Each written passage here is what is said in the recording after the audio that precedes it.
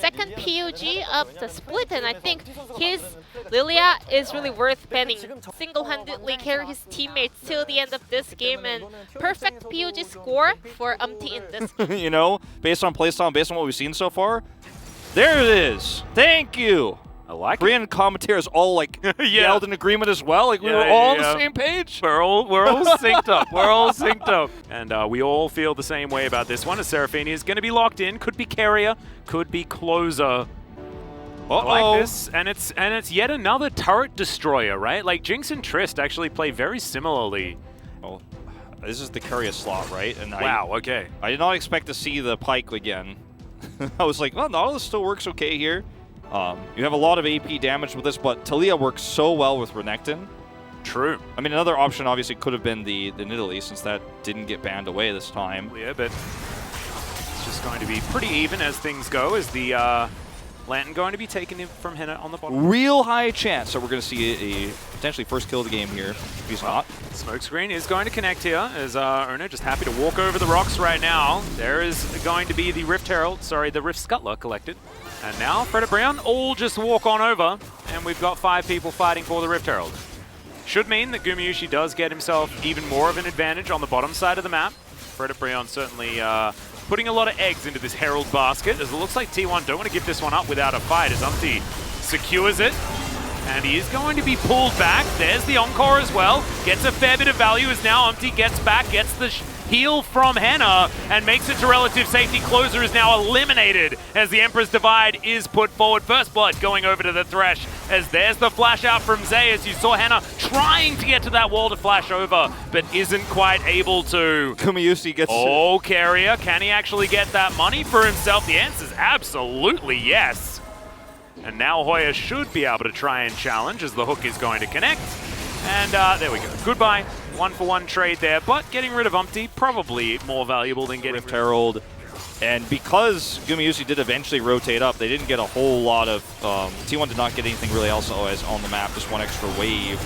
And the Encore was amazing. The Encore was amazing, but it's just not enough. Umpty is able to survive here for so long, and he walks away, and then Yarong's like, all right, well, this is actually a safe follow-up flash.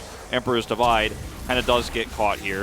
It's actually sniped by the Void Seeker, so some extra gold going over to Gumayusi, and then we see Carrier's like, I want to ult this.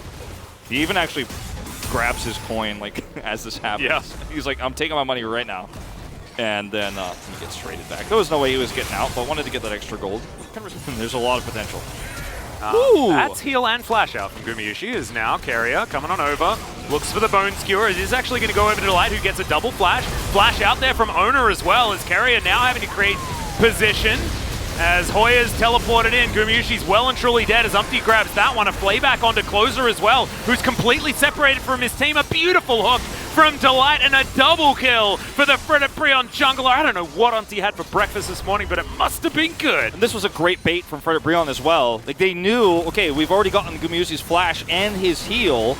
Now we're going to make this trade happen because we have teleport. Oh, Bone Skewer's good. Yeah, that's a nice one. Rift Herald, though, is going to come down to try and deliver. This actually could be way more kills, too. Yeah, flash underneath the turret. They just eliminate the Graves as now Carrier finds himself on the wrong side of his base. Another double kill. Unofficial Quadra at the start of this game. Can it be the unofficial pentakill at 11.5 minutes? Insane here. And like, you have the Rift Herald. You get those kills here. And this was a cleaner start. Okay, Gumayusi has to heal. He's hoping he's going to dodge it. He doesn't. Then he flashes the Death Sentence here. And yeah, sure, you have the follow-up bone because you know where the Lantern's going to land. But so this is a bait. Delight has stopwatch, and they are ready to follow up. The teleport comes here too, so now it's like, okay, we got to match teleport for teleport because there's no way out of this one. And Closer paths upwards, but I mean, there was not really much he could do. Gets caught by the hook. Yep. And T1 in a disastrous position. You fast forward and you're like, there's no way out because Hoya's still here. We've got a Rift Herald. You know all 3 of those T1 players are dying. And the gold is going over to Umpty again. Even the Zap was in the right position as well for Frederiprion's AD carry Henna. So, oh man. I tell you what though, Delight is the best 0-3 Thresh. You know, they could have won that series, but now we're looking at maybe an 0-2. Oh my god, hooks him out of the air, and Carrier is destroyed. Gumayusi wanting to try and catch up with them, but the damage has already been done. There's the Super Mega Death Rocket, and there's the wall ride. As Ona's just delivered silver platter to this Talia, who just flashes on top of Gumayusi.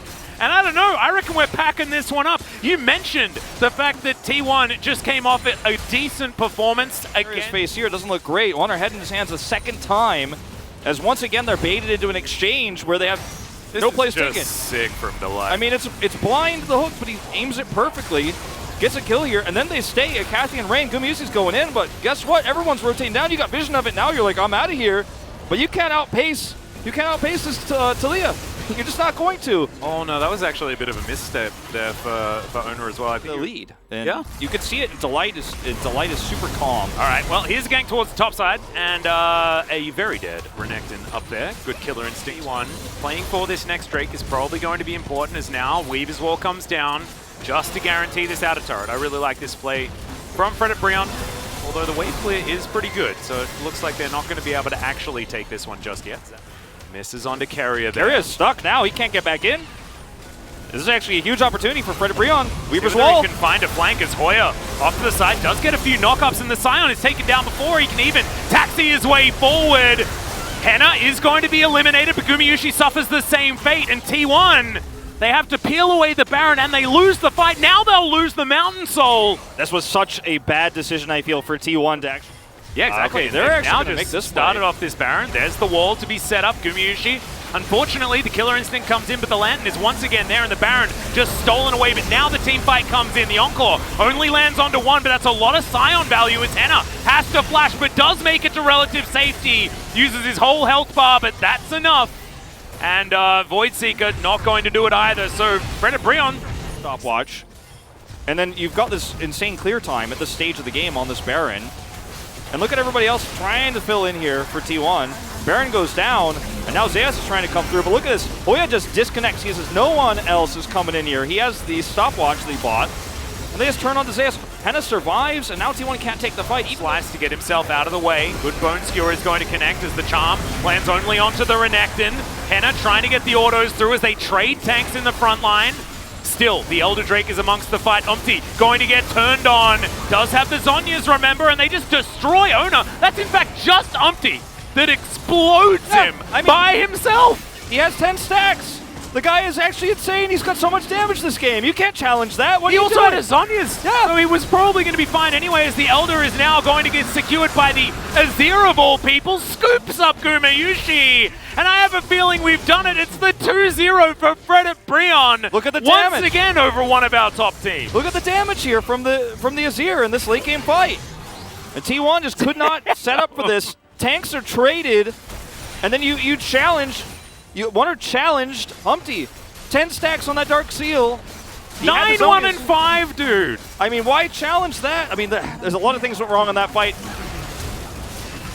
Here we go, Atlas. Looks like we are going into the last fight of this game. An 0-2 for T1. It's just a last-ditch effort there from Zeus, who's now going to try and keep these minions busy as best he can. Carrier doing the same thing as now Ona is going to come back in. Collateral damage used mainly on this minion wave, but my god, the damage. Jinx rips through turrets. She rips through the Nexus, and Brion rips through T1. Absolutely zen, the patience we saw from this team. So slow, so careful, so and steady wins the race has always been their style when they take down these Titans. A lot of people are calling this team the Kingslayers because they have crushed Damwon Kia. Now they've taken out T1. And I gotta say, this is a team we're starting to get a little bit excited about right now. But for T1, this is a season that fans will never forget. I mean, this is riddled with ups and downs. It feels like T1 is on the up and up, and then they drop 0-2 to Brion. Where is the consistency? Right now, fans can't trust the coaching staff. They don't know what to do. They're looking at closer. A lot of people are putting blame on this mid laner, who's actually incredibly mechanically skilled, but they're putting him on control mages, the Syndra, and then later on the Seraphine, which doesn't seem like it's in his wheelhouse. Owner having a lot of problems in the jungle here as Lilia's banned away, ends up having to play Graves when they don't have mid prio. And it feels like this team is lost in draft. The players are stressed out. I don't know if we've ever seen players have had as much pressure on them in the LCK as this team has right now. Everyone will remember the 2020 spring of T1. We don't know what the end of the story is yet, but this is a season that T1 fans are going to remember, for better or worse, forever. And I mean, I think this is a really sad ending to our day for T1 fans. People expected this to be a 2-0 crushing and stomping after what we saw last week, and we just don't get that. Yeah, the thing is, I think I want to talk about is Frederick.